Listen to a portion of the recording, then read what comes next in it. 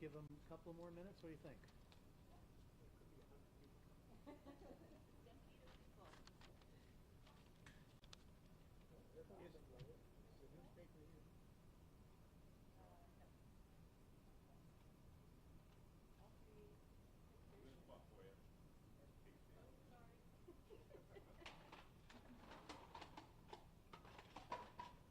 Don't rush. Take your time. We're He says we have to wait. That's fine. Harold's in charge.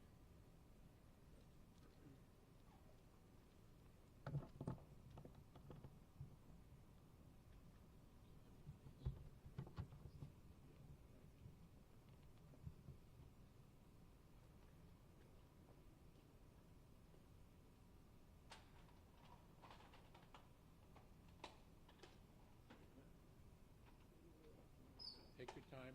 We don't want.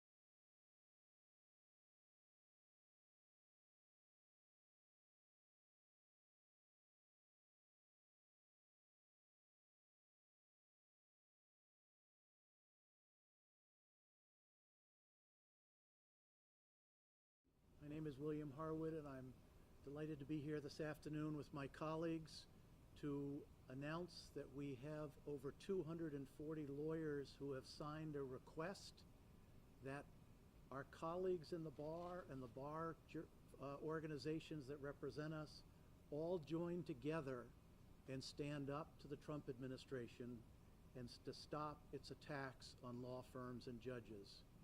We are proud to stand together. We stand for the rule of law and making sure that our judges have the ability to make those findings and are free from the kind of retribution and attacks that we have seen in terms of ignoring their orders, violating their orders, or even worse, threatening to remove those judges. And to our fellow lawyers, the law firms, we stand together. Lawyers are part of what makes our system of justice work. All litigants, even those unpopular, are entitled to their day in court. We have today over 120 lawsuits pending around the country challenging various positions of the Trump administration. The lawyers and law firms who are representing those litigants need to understand that there will be no retribution, that there will not be a challenge to them. This is important because the lawyers have an important role to play in making sure that all have access to justice.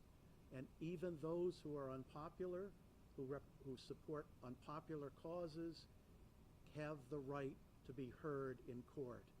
We cannot have a system in which the Trump administration is seeking retribution against citizens for exercising their First Amendment right to criticize and challenge our government.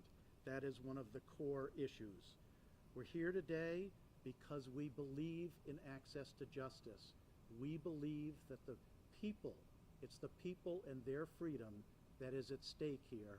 And if judges and law firms are allowed to be attacked and have retribution, eventually those freedoms will erode and our country will be far worse off. We need to stand together today, and we're calling on the Maine State Bar Association, the Maine Trial Lawyers Association, the Association of Criminal Defense Lawyers in Maine to join with us, and we're asking all the lawyers in Maine to join together and those non-lawyers to stand up for our values and our institutions and what we believe in. So thank you for coming. I'll now turn it over to my colleague, Jamie Kilbreth. Good afternoon, everybody. My name is James Kilbreth. And just to pick up on something Bill said, these attacks on judges and lawyers have been anticipated over the years. Abraham Lincoln in 1838 described the circumstance in which somebody who wanted to become an authoritarian would go about it, and the kinds of maneuvers they would undertake. And the one defense he identified, and this is in 1838, was for people to stand behind the rule of law. He understood, as we do, that attacks on judges and lawyers on the rule of law is really a way to eliminate the only obstacle to attacks on people's rights.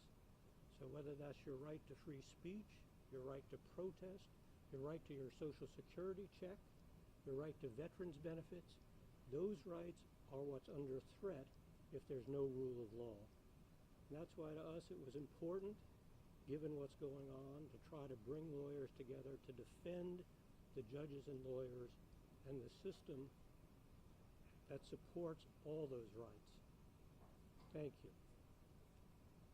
Rachel? Good afternoon. My name is Rachel Wertheimer.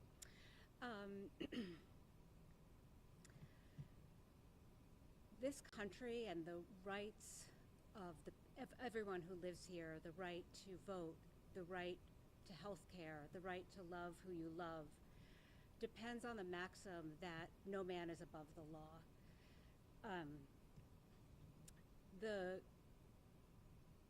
The attacks of Trump, whether it's the executive orders against law firms, the disregarding the orders of the courts, have put our country at the brink. We have one choice. We can stand up and we can fight back, or we can let this president become a king.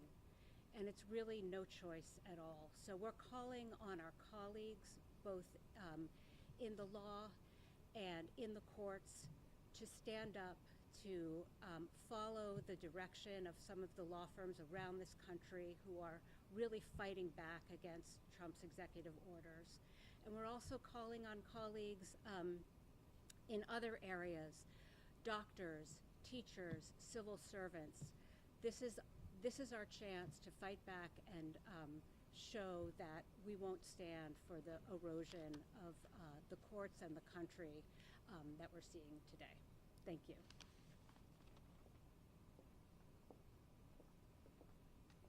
Good afternoon. I'm Tony Buxton, and I would just like to add that the rights that Rachel has mentioned and that others have highlighted have been purchased at Valley Forge, Gettysburg, the Battle of the Bulge, Iwo Jima, and countless other places where Americans shed their blood so that we could be free. To be free means to have the constitutional rights and the statutory rights that enforce those rights. The right to vote, the right to speak freely, the right to peaceably assemble, the right to be a member of the press, unfettered by government. The many rights that we take for granted. Unfortunately, we are here today to say that those rights are in peril and that we must be vigilant in determining that, in assuring that the institutions that protect those rights remain strong. The right of people to go to court and contest something government does wrong is at the heart of what the founding fathers created, and it is at the heart of what we all seek to protect. We are lawyers. Please don't hold it against us.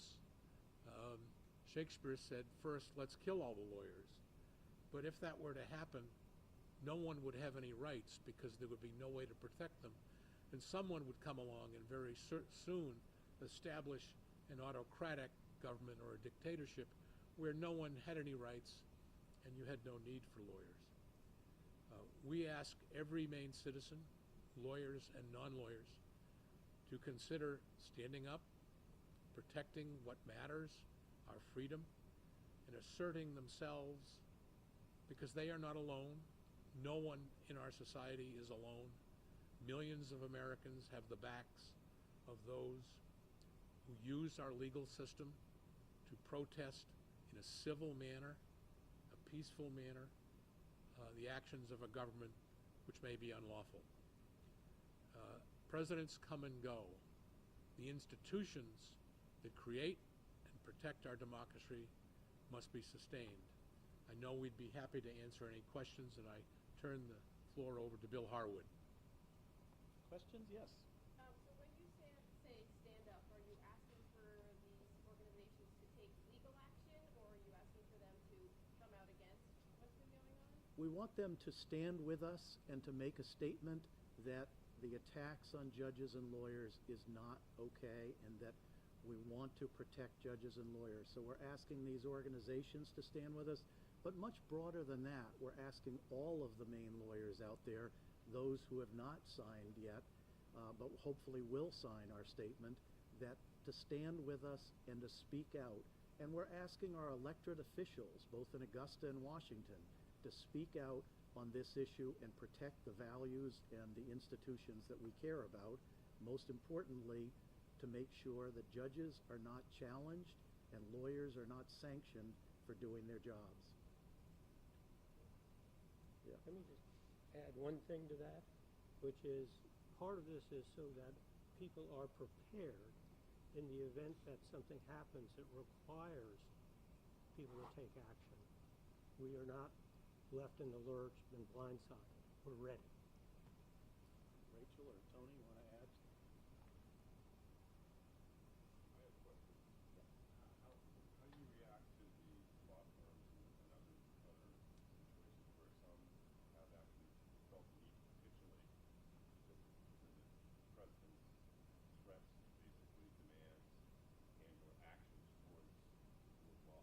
Yeah, that's part of why we're here today, that we watch and we are concerned as we see law firms around the country under attack by the Trump administration, seeking sanctions against them.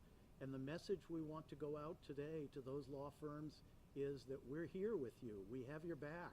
We hope that lawyers throughout the country will tell those law firms, and we know there are more to come.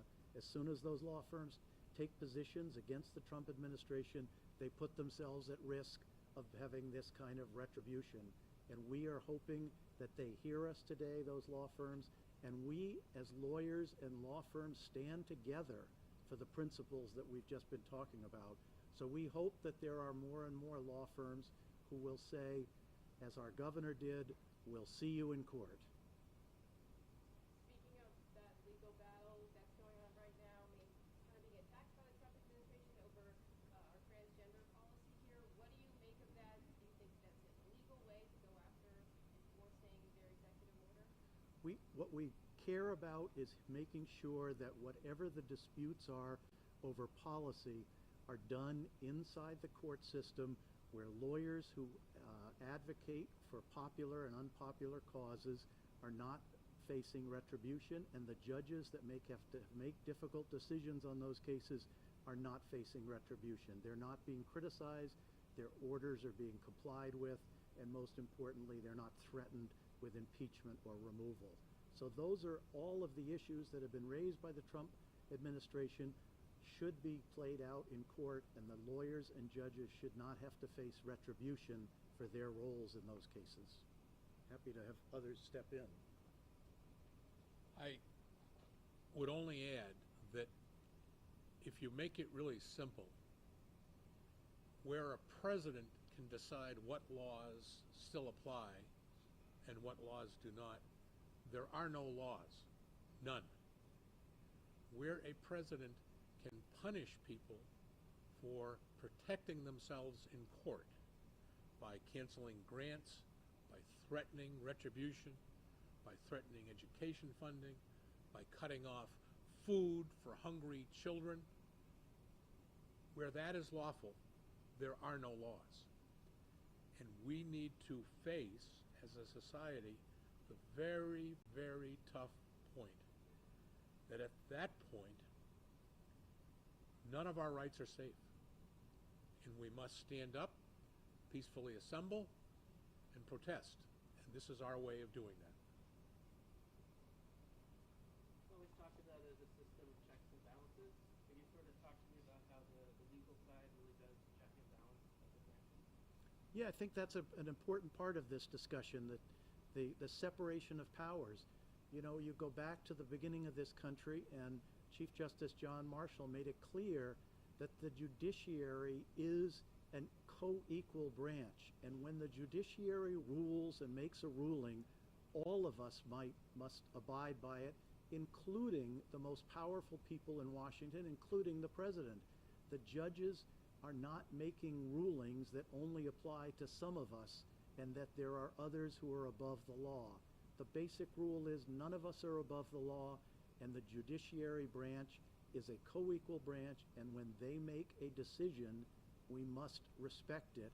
And having an administration that attacks judges who rule against the administration, who threatens retribution and threatens to remove their funding or to impeach them, is simply not acceptable.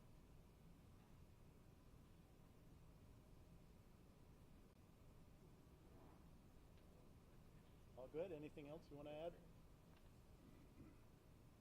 Thank you very much for coming. We really appreciate it. And in the future, please call Bill.